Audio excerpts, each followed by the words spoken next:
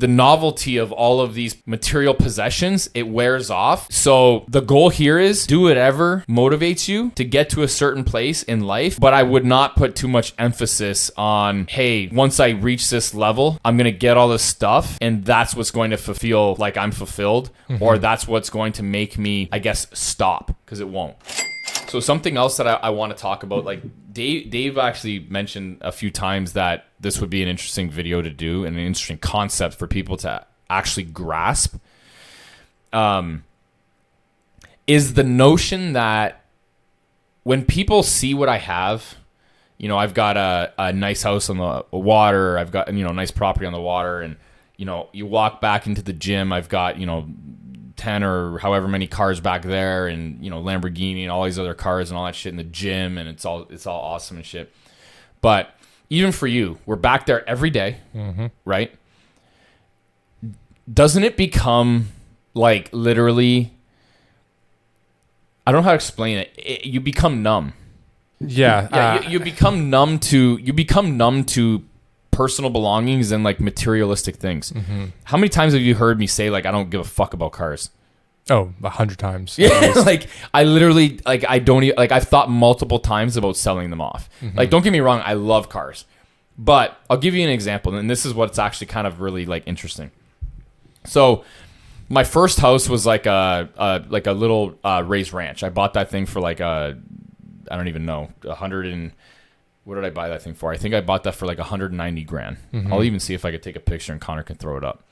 That was my first house. And I got that first house when I was like in my, I want to say late 20s.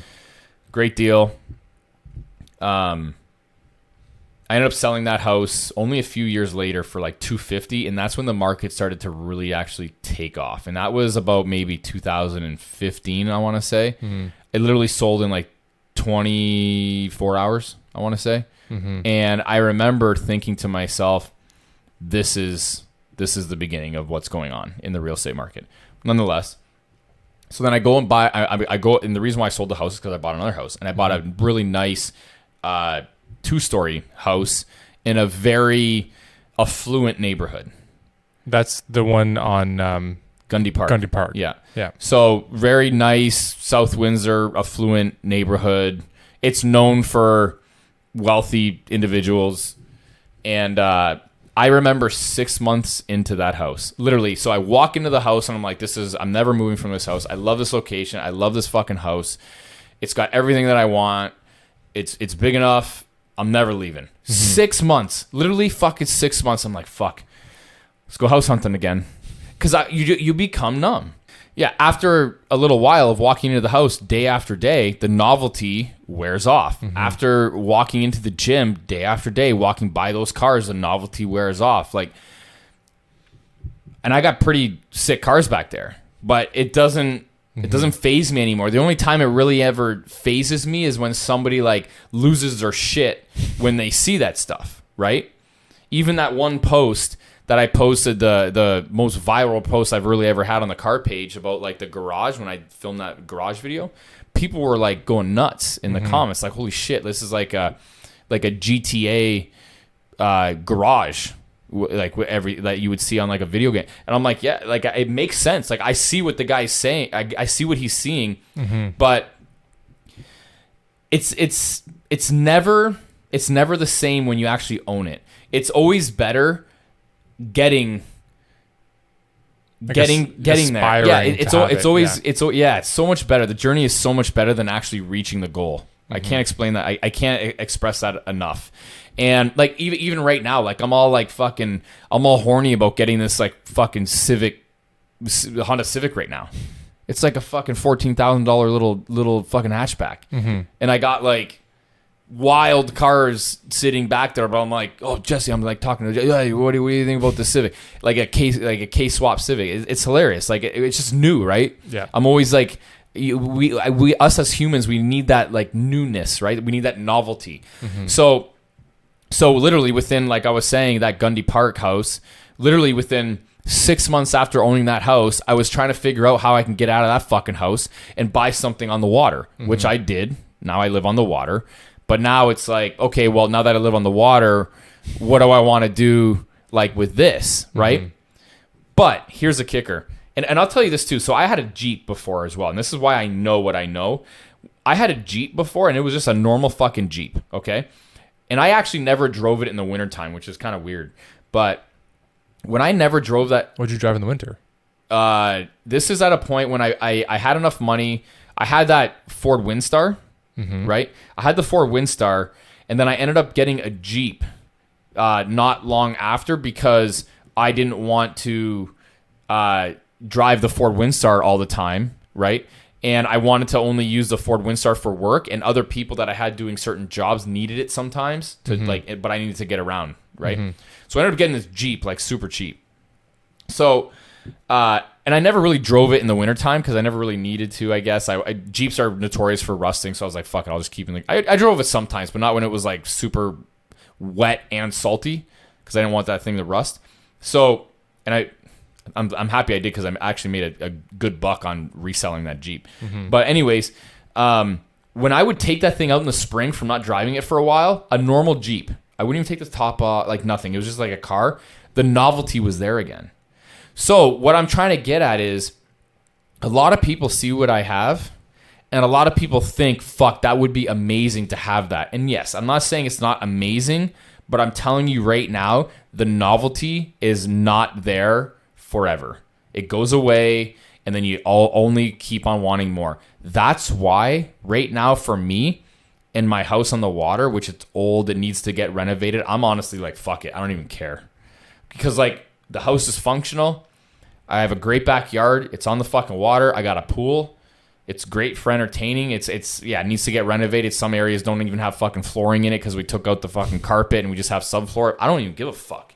Like, I don't even want to, like, people are like, holy fuck, you got an acre on the water. It's an amazing property. It's on like the Golden Mile. So in Windsor, they call this stretch of where like the most wealthiest people in Windsor used to live on the Golden Mile. That's where this house is. It's on the Golden Mile, which is another reason why I actually like it. But this was back then. Now there's houses scattered all over the waterfront in and around Windsor and Essex County that would blow this house out of the water. But in this particular stretch of land, this was notorious for, you know, the shooters of Windsor back in its heyday of like maybe even the automotive industry and shit like that. How old is that house? Oh man, there's two houses on the property. So there's like a coach house, which we call it, which has a 3-car garage underneath it, 2 utility rooms underneath, and an upstairs where there's 2 apartments, which I have a feeling was a cottage back in the day. So back in the day, this is also something interesting. Back in the day, in Windsor specifically, I don't know about anywhere else around here, but in Windsor specifically on Riverside Drive, people would not build their houses at the water, and people would not typically live at the water. So back in like the 20s, if you go around Walkerville area, all around Willstead Manor? Willstead Manor, yeah. All around Willstead Manor, that's where all the rich people lived. Okay? So you didn't have people wanting to live at the water because at the water back in those days was like cottage country. Get what I mean? Yeah. So I have a front house that's got to be 100, 120 years old, maybe 100 years old, probably from the 20s.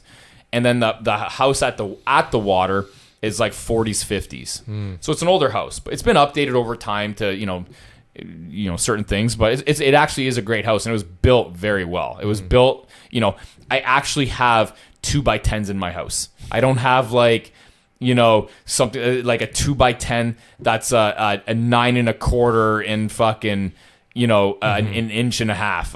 No, they're actual like 2x10s, and it's all stick framed, and like it was built well.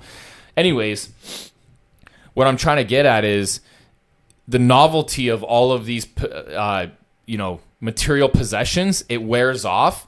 So the goal here is do whatever motivates you to get to a certain place in life, but I would not put too much emphasis on, hey, once I reach this level, I'm going to get all this stuff, and that's what's going to feel like I'm fulfilled, or that's what's going to make me, I guess, stop, because it won't. I feel, and maybe that's me, I don't know, but I feel literally nothing. I feel no different from owning that shit. I feel no different from where I live. I feel no different every time I get another car. I don't give a shit. And I don't know if that's me. I don't know how other people feel about this. I'd love to know people's thoughts in the comments or whatever, if they actually get something and they feel long-term, I don't even know what you would call that, long-term feelings of novelty from something that they get in terms of a material possession. I personally put zero fucking... I feel like the car people that get the deepest connection to that car is typically something that is nostalgic for them, right? So let's say, for example, their dad or their grandfather had a 67 Charger or something like that. They built it. Yeah. Yeah, I get it. So something along those lines where it's nostalgic. And two, where it's like they have like that one car that they have for like their entire life. Yeah. And I feel like that's when the deeper connection to a car maybe comes in. Yeah. But for sure. The people that I'm speaking to are not really those people. Right. The people that I'm really speaking to are the people that, you know, see what I have or see what other people have and think like, holy fuck, like that guy is, you know, I need to have that. I need to have that. And I think in my head, I'm like, no.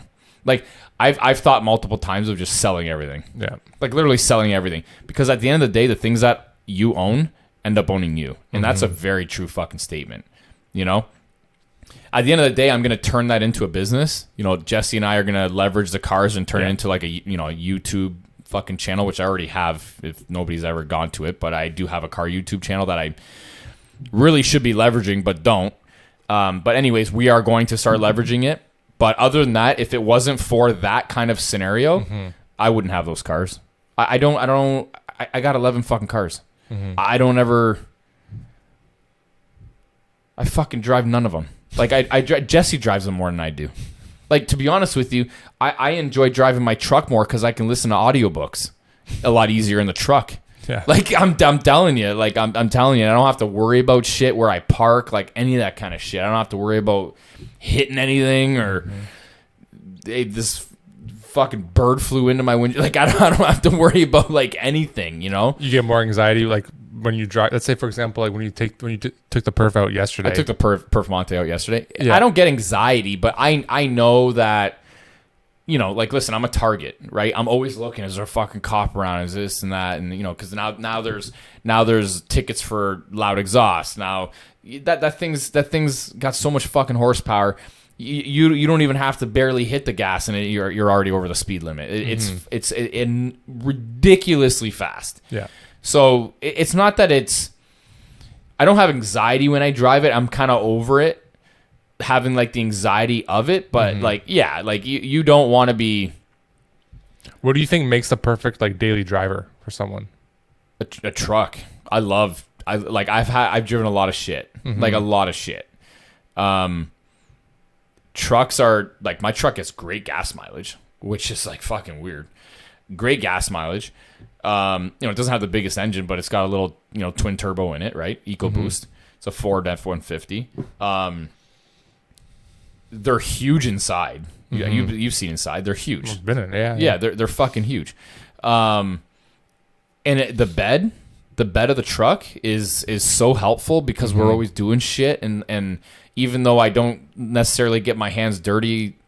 Like, you know, Jesse just borrowed my truck the other day to do an alcohol run that we needed that the beer store couldn't deliver. He took my fucking truck and picked it up. Like, what are you gonna do? Yeah, right. I'm not gonna throw that in the fucking Corvette. Like, you can't, right? So they're very helpful, and for me, I don't think that I would ever not own a truck anymore. I've used that truck as a truck way more than any vehicle that was built for a specific reason. Does that make sense? Well, yeah, like the Jeep. Like never took the top off. Never took the top off. I had a brand new. Yeah, I had a brand new Rubicon. I went off roading once, and it was like Jeeps aren't that great off road unless you're like heavily modified. I'll tell you that. I fucking shredded a Dana 44 axle. It was a fucking brand new Rubicon. They didn't even cover it. It was ridiculous. I shredded it in the fuck. Clearly it's built for off-roading. I bent the steering knuckle and I shredded the fucking axle housing in snow in 4-wheel drive low. Like, yeah, you fucking joking? They didn't even cover it. It was like $4,000 in fucking damage. I don't even know what the fuck happened. And I'm driving down the road, my fucking steering's like this, and I'm going straight. Yeah. Like, it was the weirdest thing. So anyways,